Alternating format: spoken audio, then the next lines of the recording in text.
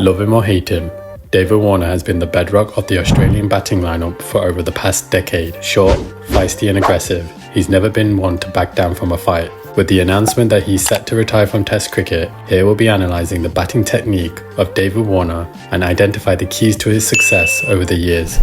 David Warner has an uncomplicated and simple technique. See ball, hit ball. His style of batting is reminiscent of greats like Adam Gilchrist and specifically in Test cricket within the Sehwag. The reason I mention Sehwag is because Warner has the ability to change the course of a Test match with fast scoring and a high strike rate.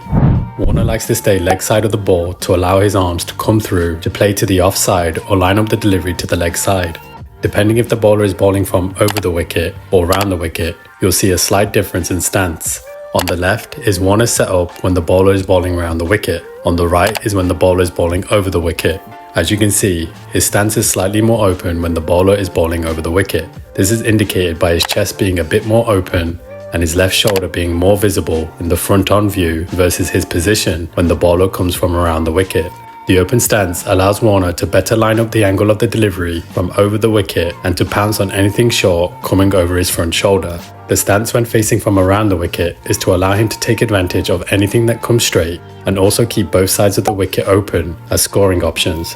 Warner does not have much of a trigger and has very minimal movement across the crease. As the bowler enters their jump and gather, he'll tap the bat to the ground and his bat lift will be at the point just before the ball is released. From that position, he will just react to the ball bowled. The minimal movement is an indicator of Warner's ability to pick length very early. In addition to this, he has excellent hand-eye coordination. As mentioned earlier, these were the strengths of legends such as Gilchrist and Sehwag. Being an Australian batsman, the main delivery that Warner is on the lookout for is anything short.